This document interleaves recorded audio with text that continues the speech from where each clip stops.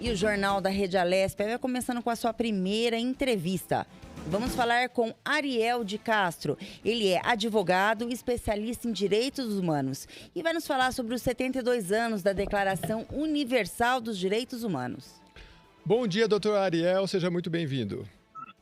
Bom dia a vocês, a todos os telespectadores da TV Alesp. É um prazer estar conversando com vocês.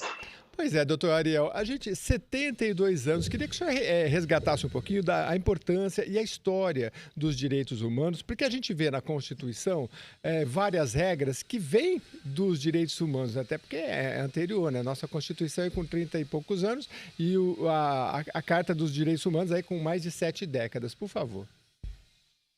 Sim, nós temos a Declaração Universal de Direitos Humanos como o principal documento internacional criado exatamente juntamente com a própria criação da Organização das Nações Unidas após as grandes guerras e após o Holocausto. Então, o mundo todo chocado com os horrores do nazismo, do Holocausto e também com as guerras que geraram mortes e crises humanitárias, sociais, econômicas, os países se uniram em torno da Organização das Nações Unidas e se uniram também para criar uma Declaração Universal de Direitos Humanos com os patamares mínimos de proteção, os parâmetros universais que devem nortear a atuação de todos os países através de seus governos, através dos seus estados, então garantindo o direito à vida, à igualdade, à liberdade, e depois esses direitos também foram expandidos para a saúde, para a educação, para os vários direitos sociais que as pessoas precisam ter garantidos para uma vida digna. O principal é o estabelecido quanto à dignidade da pessoa humana. E a Constituição brasileira, ela também coloca todos esses direitos universalmente reconhecidos, principalmente no seu artigo 5º, mas também em vários outros artigos da nossa Constituição Federal. Então, é muito pertinente nós avaliarmos atualmente o cenário dos direitos humanos no mundo, até porque estamos aí diante de uma pandemia, de uma crise humanitária, econômica e social. Temos pesquisas aí que mostram, estimam, do próprio Banco Mundial e da ONU, 265 milhões de pessoas passando fome hoje no mundo, em razão também da crise humanitária decorrente aí da pandemia, né, que foi aperfeiçoada na pandemia, mas essa crise econômica e social mundial, ela já existia, e principalmente na América Latina e na África, a própria Etiópia, que já foi um cenário de muita fome, de muita miséria, volta hoje a ser também, novamente, esse cenário. No Brasil, em torno de 5 milhões de pessoas passam fome, segundo índices oficiais que a organização Oxfam divulgou recentemente. Doutor Ariel, quem fala é Lilian, bom dia, mais uma vez obrigada por ter aceito o convite e participar aqui do jornal e estar aqui com a gente. O senhor acabou de falar que esse documento ele é internacional, né? O documento de direitos humanos ele é internacional, ou seja, esse documento vale para o mundo todo? É a mesma concepção de direitos humanos que nós temos aqui, nós temos do outro lado do mundo? Deveria valer no mundo todo, mas muitos países não respeitam, por exemplo, o direito à vida, a proibição da pena de morte, de penas cruéis, degradantes e desumanas. Na verdade, o Brasil mesmo viola vários desses direitos previstos na Declaração Universal de Direitos Humanos. Milhares de presos no Brasil são submetidos a penas cruéis, desumanas e degradantes em presídios superlotados que mais parecem masmorras medievais. Temos também violações praticadas através do racismo, através do próprio feminicídio, da violência contra a mulher, violência contra idosos, violências contra crianças e adolescentes. No cenário mundial, temos a pena de morte em países como a China, os Estados Unidos e vários outros países que não respeitam a própria Declaração Universal dos Direitos Humanos. E aqueles que vivem em conflitos, que vivem em guerras, que proíbem a liberdade de expressão, de reunião, de manifestação, todos são países que violam a Declaração Universal de Direitos Humanos. No Brasil, nós temos aí uma grande reflexão sobre o racismo, assim como ocorre nos Estados Unidos. Pesquisas recentes reconhecem que o racismo de fato existe no Brasil. Uma última pesquisa mostra que a população, 90% da população brasileira, reconhece a existência do racismo. Vimos vários episódios recentes, inclusive no Dia Nacional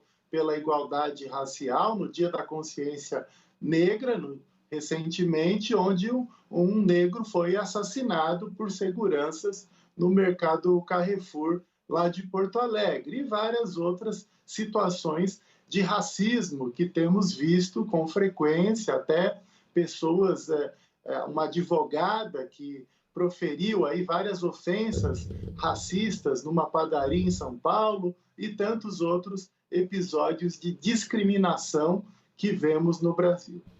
O doutor Ariel, vamos falar um pouco então de direitos humanos aqui no Brasil. Na sua opinião, e como o senhor é especialista nisso, qual que foi o maior desrespeito aos direitos humanos ocorridos aqui no Brasil?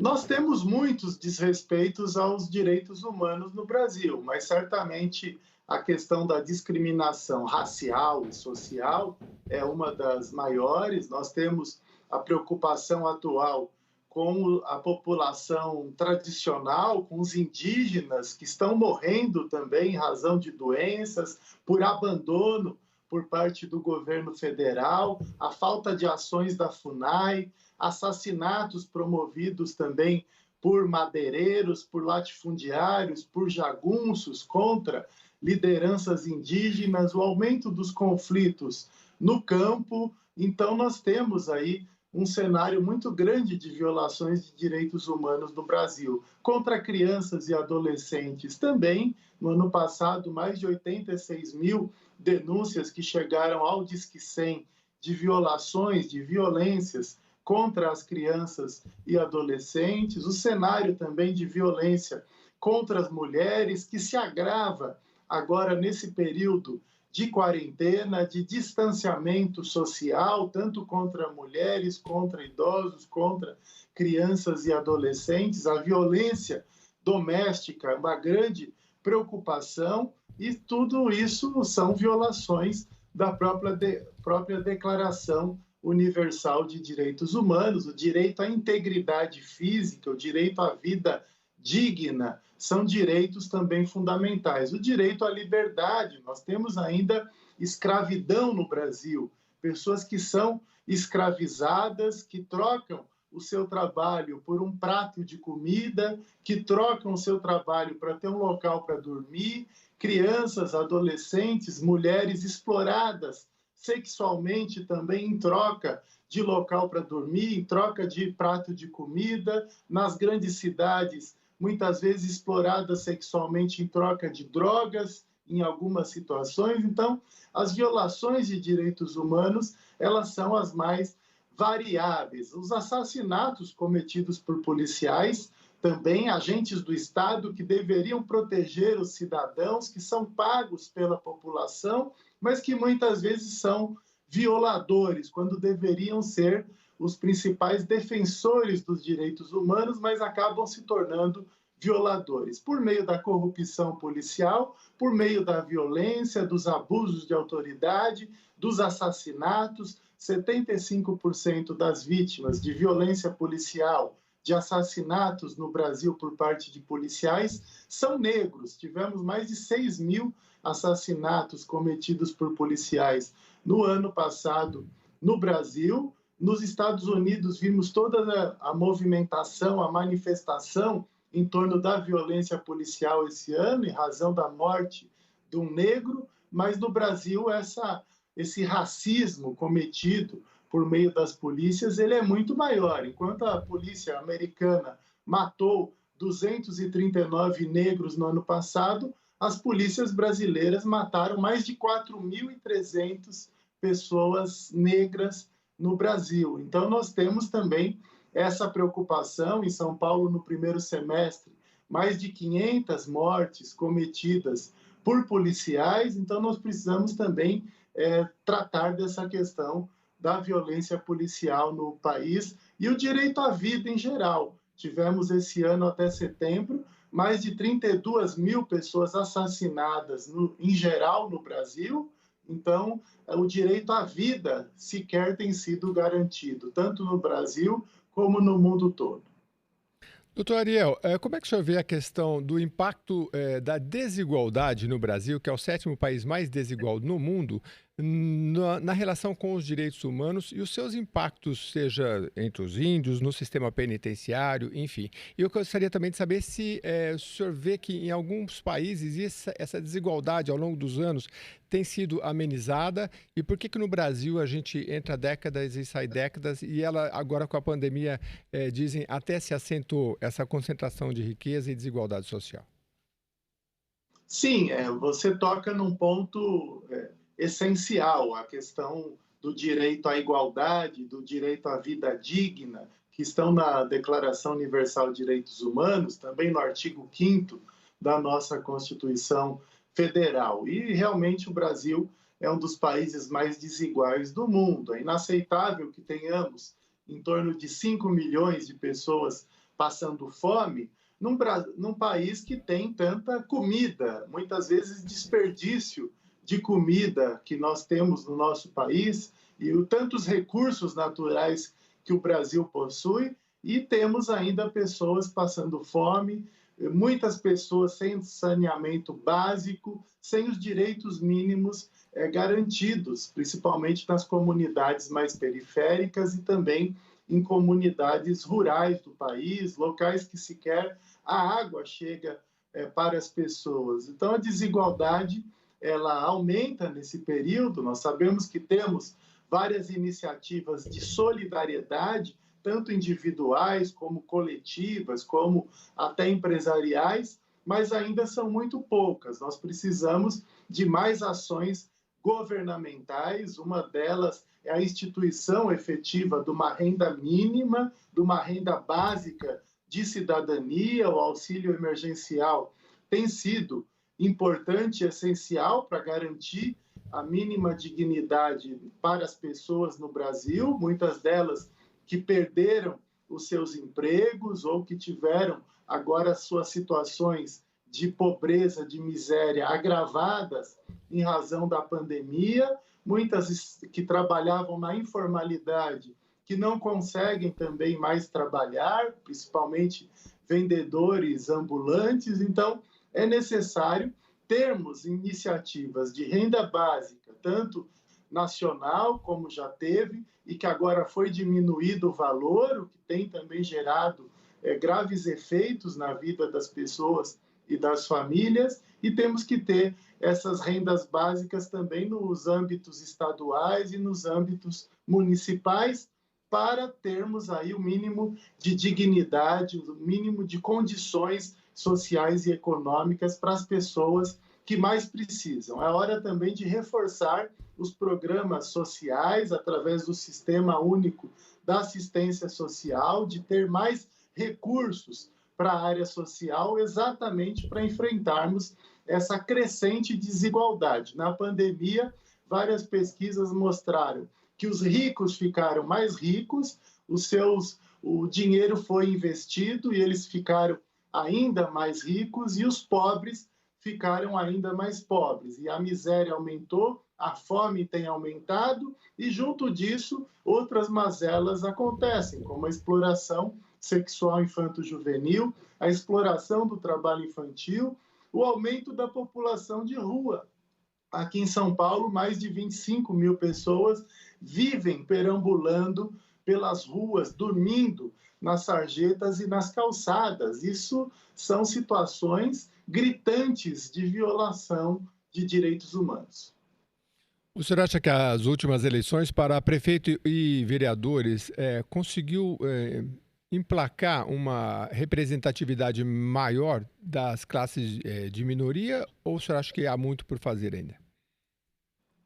Certamente nós tivemos várias candidaturas, aquelas candidaturas coletivas, aquelas bancadas ativistas que acabam colaborando, que trouxeram aí representatividade de negros, negras, de LGBTs, um aumento da representatividade de mulheres. Vimos até uma prefeita que foi eleita em Bauru já sendo alvo de racismo, já sendo alvo de ofensas também pela sua condição de mulher. Então, isso mostra que o Brasil, nós vivemos um momento também de disseminação de ódio, de intolerância, e que é muito preocupante, do fake news, de destruição de reputações por meio de redes sociais, por meio de notícias falsas, e também até o crescimento de alguns grupos neonazistas, de grupos que defendem a supremacia branca. Tivemos até ações de grupos assim em São Paulo, no próprio Dia da Consciência Negra, colocando cartazes e defendendo claramente o racismo. Então, nós precisamos de muito mais avanços. Mas, claro que as últimas eleições tivemos pessoas que saíram da sua invisibilidade, que conseguiram quebrar as barreiras da discriminação e vieram ao parlamento, se tornaram vereadores, vereadoras, alguns prefeitos e prefeitas. Isso é muito salutar, muito importante para o processo democrático, mas ainda a representatividade é muito baixa. Nós precisamos realmente consolidar a nossa democracia. Uma outra situação de violação de direitos humanos são os assassinatos, são as discriminações contra o público LGBT. Tivemos no Brasil, no ano passado, quase 300 mortes de pessoas em razão da orientação sexual. Então, nós precisamos também combater, enfrentar todas essas mazelas, todas essas violações de direitos humanos. E, claro, que o parlamento é fundamental, essencial nesse trabalho, como a própria Assembleia Legislativa, que tem uma comissão de direitos humanos sempre bastante atuante, que sempre promoveu muitas discussões aí na Assembleia em torno das violações de direitos humanos que ocorrem no estado de São Paulo. Doutor Ariel, a gente sabe que aqui a Assembleia Legislativa, ela sempre foi uma casa muito preocupada, né? Quando o assunto ele é direitos humanos. Inclusive, a gente se verifica através de vários projetos que a casa sempre está aí buscando sobre o tema direitos humanos. A pergunta para o senhor seria o seguinte: o senhor acha que essas políticas públicas ajudam a população a ter ciência e consciência do que são direitos humanos e, principalmente, né, a nossa Constituição Federal, como o senhor mesmo falou, o 5º Constitucional, que aborda o tema de direitos humanos, que hoje é muito desconhecido pela população? Sim, nós temos uma estigmatização em torno dos direitos humanos muito grande. Enquanto nós temos comissões de direitos humanos, projetos e a própria imprensa e os veículos, os canais públicos, como a TV Alesp, sempre promovem debates importantes na área de direitos humanos. Por outro lado, nós vemos também um reforço das chamadas bancadas da bala, que são parlamentares contrários aos direitos humanos, que muitas vezes disseminam equívocos, mentiras, fake news em torno das questões de direitos humanos e que defendem o armamento da população, defendem a violência policial, muitas vezes até defendem o racismo, a discriminação, o machismo e tantas outras violações. Então, se temos, por um lado, muitos parlamentares preocupados com as questões de direitos humanos, que debatem adequadamente esses temas, mas temos também outros que atuam claramente contra os direitos humanos. E é importante não estigmatizarmos, como ocorre muito no Brasil, inclusive a partir de discursos de alguns parlamentares também de alguns veículos de comunicação, principalmente esses programas sensacionalistas, policialescos de final de tarde, mas defender direitos humanos, nós não estamos tratando apenas de defender pessoas presas, de tratarmos de condições adequadas de privação de liberdade no sistema prisional ou nas fundações aí de atendimento de adolescentes infratores, e nem trata-se apenas de combater a violência policial. Quem defende direitos humanos está lutando por uma sociedade mais igualitária, está defendendo a dignidade da pessoa humana, o direito à vida, que não ocorram homicídios, que as pessoas sejam respeitadas, independente da sua idade, da sua cor, do seu gênero, da sua orientação sexual, que realmente o direito à igualdade seja cumprido, que a liberdade também seja devidamente garantida e que todos os direitos sociais também possam ser efetivados, como a saúde, que é um direito básico, ainda mais nesse momento de pandemia. Nem todas as pessoas têm um acesso adequado à saúde. Vimos pessoas que morreram em razão de falta de atendimento de saúde nesse período de pandemia, mas graças a Deus nós temos um sistema único de saúde criado a partir da própria Constituição Federal, diferente dos Estados Unidos, por exemplo, onde a saúde é toda privatizada e muitos familiares sequer vão reconhecer seus mortos nos hospitais, porque chegam lá, tem uma dívida enorme para terem que arcar. E no Brasil nós temos um sistema único de saúde, um sistema público de saúde, que o governo federal tenta desmantelar, tenta atacar esse sistema, mas que nós precisamos lutar para esse sistema ser garantido. Então, defender direitos humanos é defender direitos dos idosos, das mulheres, dos negros, das crianças e adolescentes, dos indígenas, das pessoas LGBTs e todas as situações de violações de direitos humanos devem ser aí encaradas, enfrentadas por aqueles que querem realmente uma sociedade mais igualitária e mais justa. E é defender o direito à saúde, à educação, à assistência social, o trabalho, entre outros direitos fundamentais. Doutor Ariel de Castro Alves, muito obrigado mais uma vez pela sua participação aqui no Jornal da Rede Alesp. Obrigado a vocês, abraço a todos, a equipe da TV Assembleia e também aos nossos telespectadores e ouvintes. Obrigada, doutor, e tenha um bom dia, né? O Jornal da Rede Alesp de hoje, segunda-feira, agora são 10 horas e 28 minutos. Vamos a mais informações para você. Vamos